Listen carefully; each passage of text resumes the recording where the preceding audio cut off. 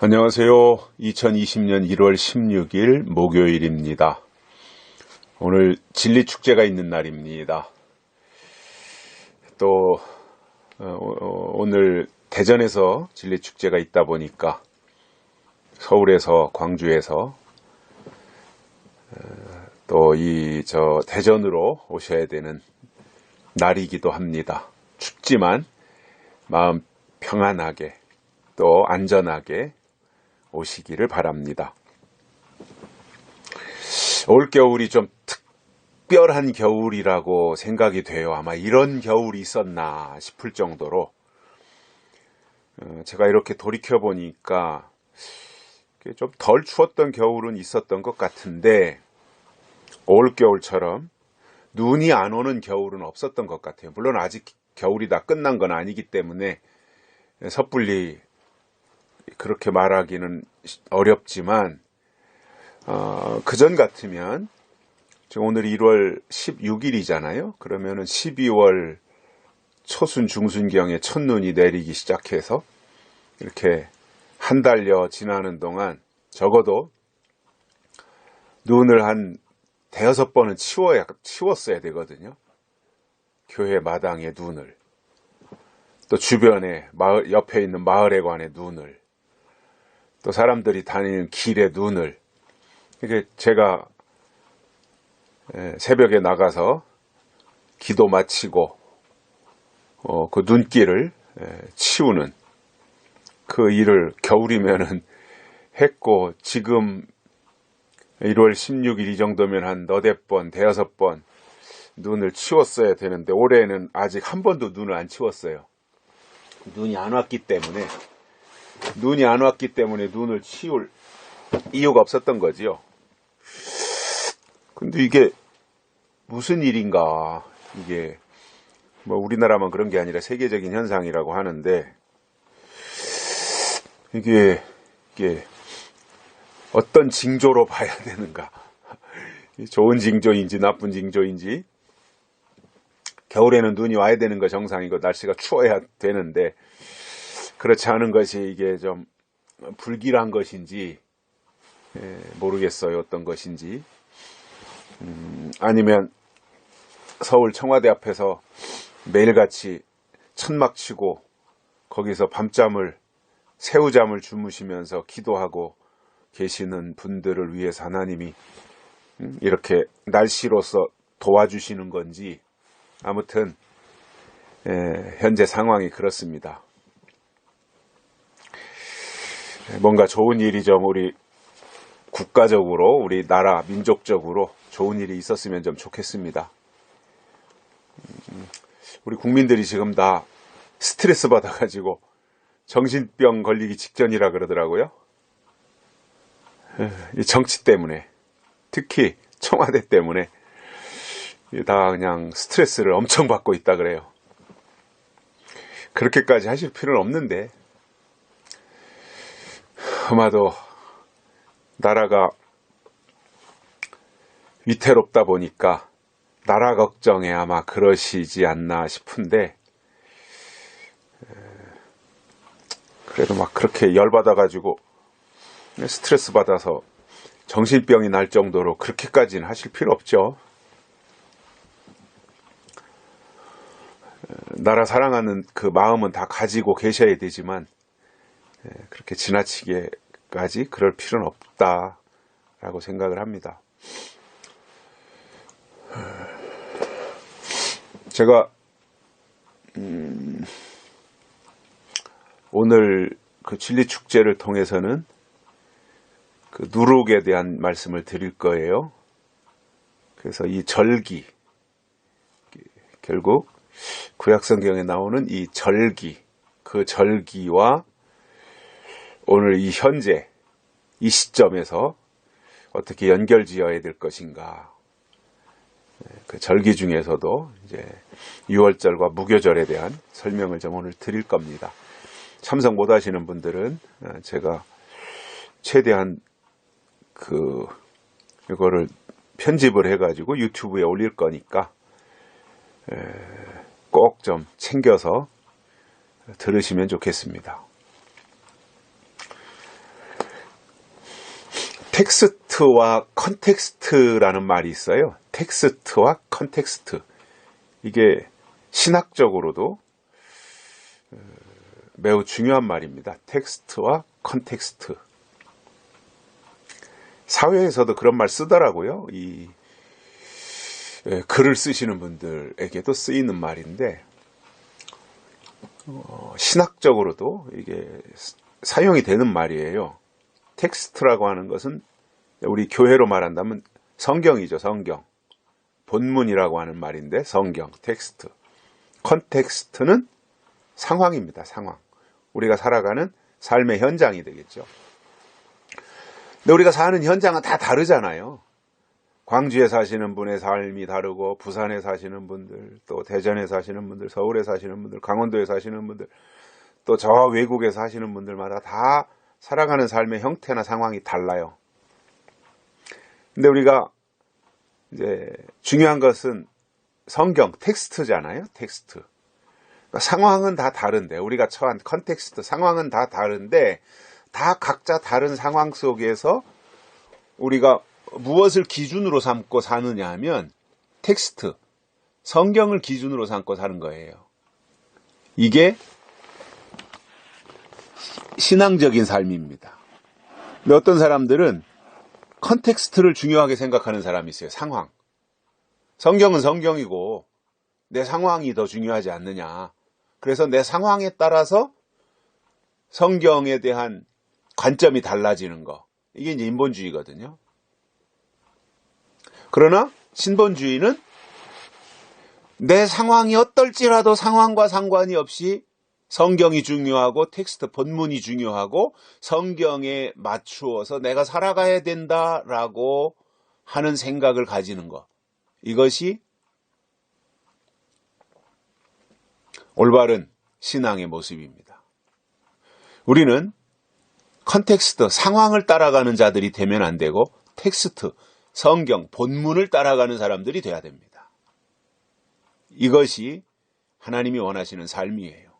상황은 언제든지 바뀔 수 있어요. 또 갑자기 어느 날 순식간에 상황은 바뀔 수 있어요.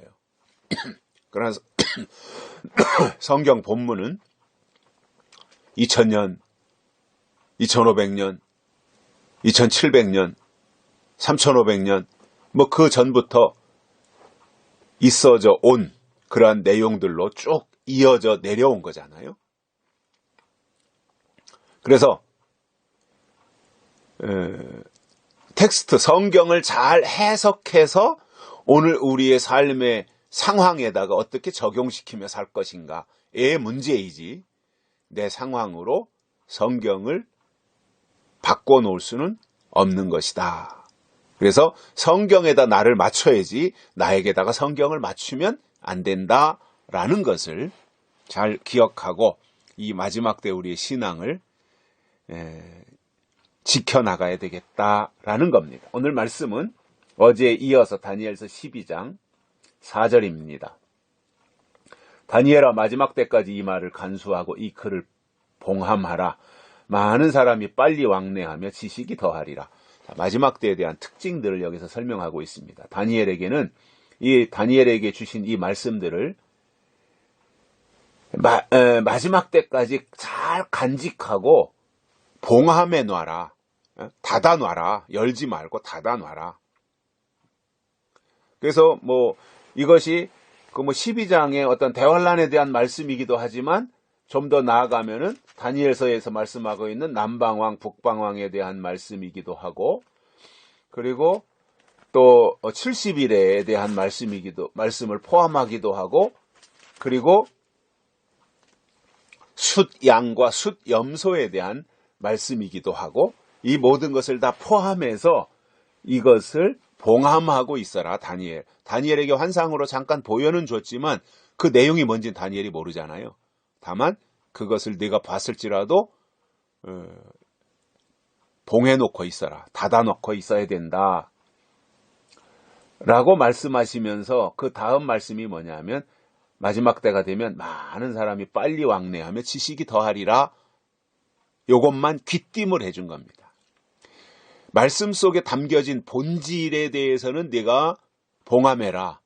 그러나 마지막 때가 되면 이런 현상이 나타난다. 그게 뭐냐? 사람들이 빨리 왕래하고 지식이 더해진다. 이것이 마지막 때 다니엘에게 말씀한 징조라는 거예요. 그러니까 우리가 징조는 벌 수 있잖아요. 징조는. 그 징조 중에 하나가 뭐라는 거예요? 사람들이 빨리 왕래하고 사람들 속에 지식이 더해진다라는 거예요.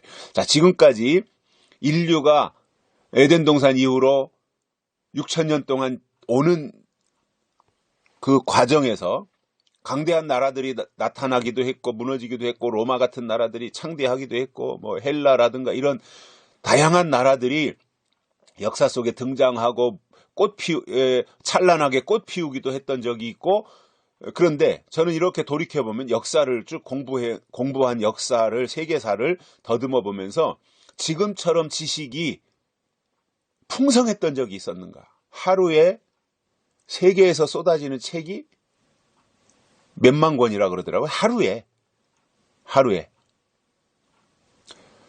그러면은 하루에 쏟아져 나오는 책을 하루 거만 다 읽을래도 이 사람이 100년이 넘게 걸린다는 거예요. 하루 나온 책을 읽는데.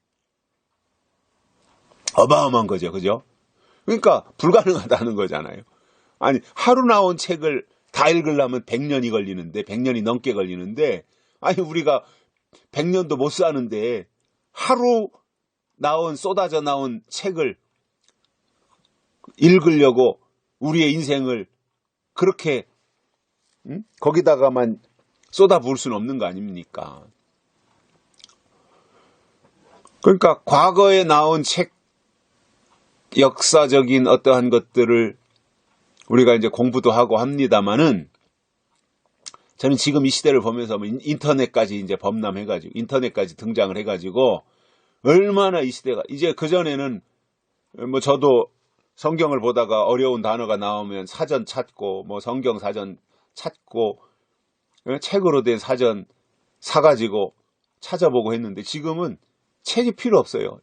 인터넷에 들어가서 네이버나 다음에서 단어를 치면 다 나오니까 얼마나 편리한 시대인지 몰라요.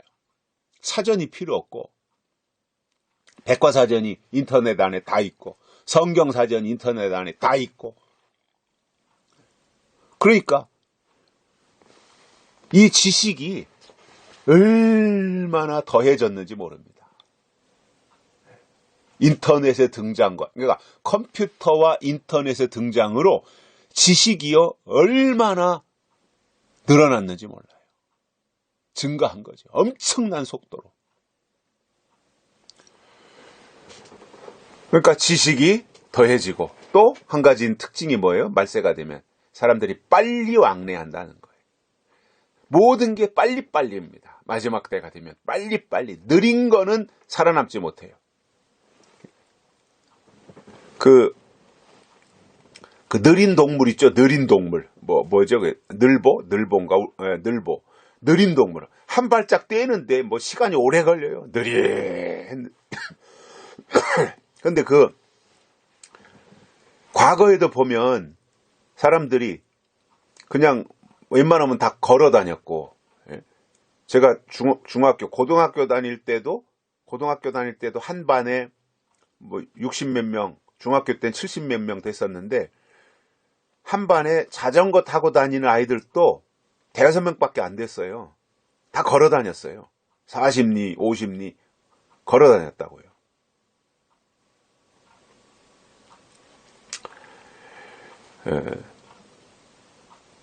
학교 다닐 때 40리, 50리가 아니네요. 10리, 20리. 10리, 20리 걸어 다녔죠. 근데 지금은 400m, 500m 가는 것도 차 타고 다니잖아요. 그리고 뭐 얼마나 모든 게 빠르고, 영화를 봐도 제가 어렸을 때 봤던 영화는 느릿느릿 상황 전개가 느릿느릿 됐는데, 지금 영화를 그렇게 느리게 전개되면 그 영화 아무도 안 봐요.